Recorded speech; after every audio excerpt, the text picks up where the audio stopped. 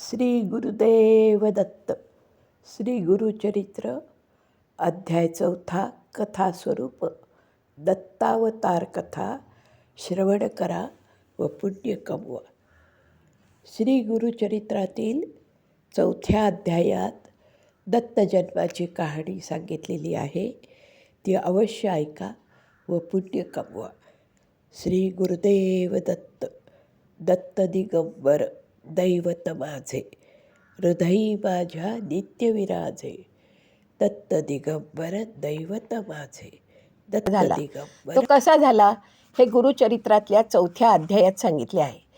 फार पूर्वी अत्री या नावाचे एक थोर ऋषी होऊन गेले. ते एका आश्रमात राहत असत. दिवसाचा बराच वेळ पूजा अर्चा जप व ग्रंथवाचन यात जात असे. अत्रे ऋषींच्या पत्नीचं नाव अनुसया. ती सुंदर होती, पतिव्रता होती. पती हाच परमेश्वर मानून ती त्यांची सेवा करत असे. त्यांच्या पूजेची सर्व व्यवस्था नीट ती करत असे. घरी कुणी अतिथी आले तर त्यांचं स्वागत करायचं. तिच्या पतिनिष्ठेचा लौकिक सर्वत्र झाला होता. तो इंद्रादी देवांनाही कळला. तिची एकदा खरोखरच परीक्षा पाहावी असं देवांच्या मनात आलं. त्यासाठी देवांनी ब्रह्मा विष्णू व महेश यांना पृथ्वीवर पाठवले. ते तिघेही देव स्वर्गातून निघाले, ऋषींच्या आश्रमात आले. अनुसयेनं त्यांना पाहिलं. अत्रे ऋषी नदीवर स्नानाला गेले होते. तिनं त्या तिघांचं स्वागत केलं, बसायला आसनं दिली, गार पाणी दिलं.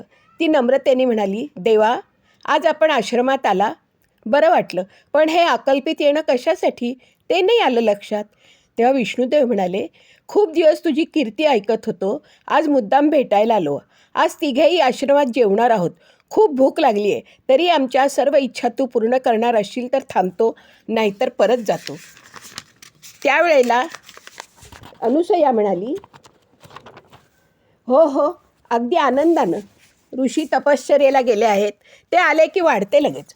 तेव्हा शंकरदेव म्हणाले, छे, आम्हाला खूपच भूक लागली आहे. ते येईपर्यंत धीर नाही निघणार. पोटात कावळे कोकलायला लागलेत. अनुसयेने तिघांची पानं मांडली व त्यांना जेवायला बोलवलं. देव म्हणाले, तू आमची एक इच्छा पूर्ण करणार असशील तरच आम्ही जेवायला येतो, नाहीतर जातो इथून. ती म्हणाली, देवा, आपली इच्छा कळल्याशिवाय मी काय सांगू? सांगा तुमची इच्छा. तेव्हा देव म्हणाले, तू थोर पतिव्रता आहेस, ते ऐकूनच तुझी परीक्षा पाहायला आलो आहे. तशी खात्री पटली तरच आनंदाने आम्ही जेवू. तेव्हा तू विवस्त्र होऊन जेवण वाढलं पाहिजे. अनुसया मनातून गोंधळली. तिनं अत्री ऋषींचं स्मरण केलं, त्यांना मनोभावे नमस्कार केला आणि ती निश्चयी स्वरात म्हणाली, ठीक आहे, काही हरकत नाही, उठा, निया पानावर बसा. तिघेही आसनावर बसले. अनुसयेने वाढायला सुरुवात केली व ती अंगावरची वस्त्रे उतरायला लागली. तोच चमत्कार झाला. ती जे तिन्ही देव तिथं होते ते नवजात बालके बनली व ट्याहा करून रडू लागली. अनुसयेला तर खूपच आश्चर्य वाटलं. ती अगदी बावरून गेली. काय करावं ते सुचेना तिला. तिने एकेकाला जवळ घेतलं. जवळ घेताच तिने त्यांना दूध पाजले. इतक्यात ऋषी आले. त्यांनी हा प्रकार पाहिला.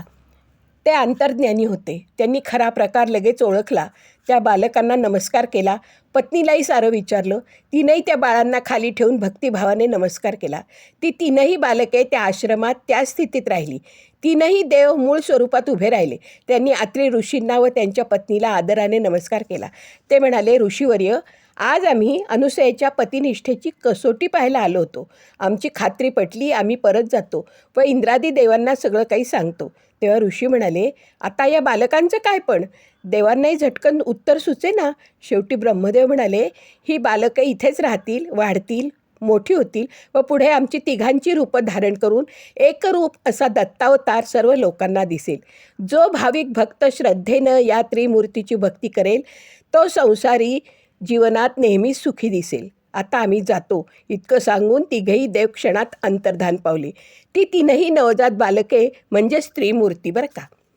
ब्रह्मा विष्णू व महेश त्रिमूर्ती देव हाच दत्त. आपल्या गावात दत्ताचं देऊळ असतं, तर अनेक भाविक रोज आपण दर्शनाला जात असतो. काही भाविक गुरुवारी दत्ताचा उपवास करतात, दत्त दर्शन घेतात व रात्री तो सोडतात. दरवर्षी मार्गशीर्ष शुद्ध पौर्णिमेला दत्त जयंतीचा उत्सव साजरा करतात. ज्या गावी दत्त मंदिर असेल